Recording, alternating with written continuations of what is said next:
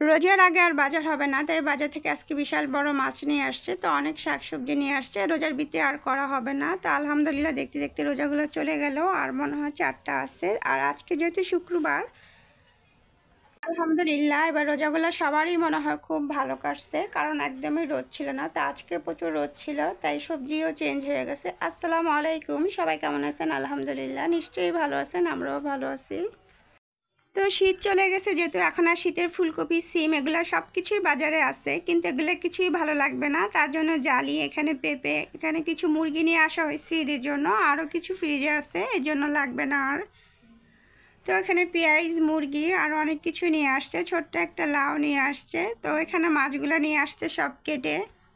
তো এখন যেহেতু বাসায় বুয়া নাই, বুয়ারা চলে গেছে সব ঈদের ছুটিতে, কিন্তু বাসার মানুষদের কোনো ছুটি নেই, ছাটা নেই, কিছু নেই। 12 মাস একটানা কাজ করে যেতে হয়, ঈদ হোক পরব হোক সব কিছুই। তো বুয়ারা 3 দিন 4 দিন 5 দিন এরকম করে দেশে গিয়ে থাকে। তো আমাদের বুয়াগুলো এবার একটু আগে আগেই চলে গেছে, না হলে একটু হলে উপকার হয়। তো এই জন্য থাল বাসন সব কিছু পড়ে আসছে, এক হাতে সব কিছুই করতে হবে।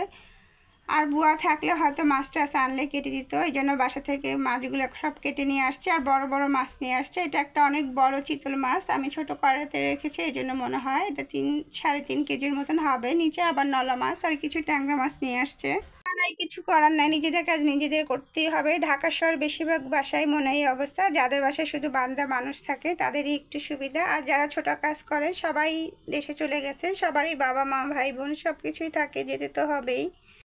তো আসলে বুয়া না থাকলে বোঝা যায় বুয়াদের কাজগুলো সাথে নিয়ে করা অনেক কষ্ট হয়ে যায়। আর এখন যেহেতু রোজা, তো এই জন্য এখানে থালা বাসন সব কিছু পড়ে আছে, এগুলো সব কিছু আস্তে আস্তে করে ফেলবো ইনশাল্লাহ। একা একা করলেও করতেই হবে, কাজ দেখে ভয় পেলে কিছু করার নাই, কাজ করলেই শেষ হয়ে যাবে। তো এখানে আমি কলতলায় মাছটা ফেলে ধুচ্ছি। আমাদের উপরে সিন আছে, তো রান্নাঘরটা এত ছোট যে আমি সিনের উপরে সব থাল বাসন সব কিছু রাখতে হয়, এই জন্য আর সিনটা ব্যবহার করা হয় না। কলতলা সবসময় পরিষ্কার থাকে এই জন্য। তো কলতলায় ভালো মতন মাছটা ভালো করে ফ্রেশ করে ধুয়ে নিচ্ছি। আর আমার বাসায় যেহেতু মানুষ কম, আমি এখন ছোটো ছোটো প্যাকেট করে মাছগুলো রেখে দিব। আর এই মাছগুলো কিন্তু কাবাব বানানো যায়, আমি একটা বড় পিস দেখাইছি, সেটা রেখে দিব, আল্লাহ বাঁচালে ঈদের পরে বানাবো। তো মাছটা দিয়ে যখন কিছু করব ইনশাল্লাহ আপনাদের সাথে শেয়ার করব। তো আমার বাসায় মানুষ তো কম, সবসময় বলি, এই জন্য 2-3 পিস করে রাখলেই হবে। আর মাছগুলো অনেক বড় বড়, যখন আমি রান্না করব অবশ্যই ছোট করে নিব। আর বড় বড় মাছে কিন্তু মশলা তেমন একটা ঢুকে না, ছোট ছোট করে নেওয়াটাই ভালো। ছোট ছোট করে নিলে মাছে মশলা ঢুকে, আর আমাদের বাসায় বড় একটা মাছ তেমন খেতেও চায় না, আর আমার কাছে মনে হয় মশলা তেমন একটা ঢুকে না। আর চিতল মাছটা অনেক দিন পরে আনা হয়েছে, চিতল মাছ কিন্তু মজা আছে, বিশেষ করে কাবাব বানিয়ে খেলে বেশি ভালো লাগে। কাবাব বলতে কোপ্তা বানিয়ে রান্না করলে খুবই টেস্ট হয়। তো আমি এইভাবে ছোটো ছোটো প্যাকেট করে তারপরে মাছগুলো সব রেখে দিব।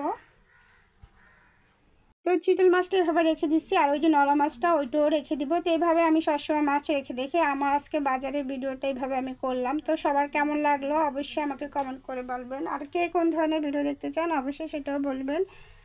আর আজকে বিজাতাল জুমা ছিল, এই রমজানের শেষ জুমা। সবাই সবার জন্য দোয়া করবেন, ভালো থাকবেন, সুস্থ থাকবেন, সবার জন্য এই দোয়াই করি। তো এখন এখানে আমি আরও একটা মাছও প্যাকিং করে ফেলবো, তো এইভাবে আমি রাখবো। আর ঈদের ভিতরে সেই মাছ খেয়ে শেষও করা যাবে না, আমার বাসায় যেহেতু মানুষও কম, তো আমি 2 পিস করে রাখতেছি মাছগুলা।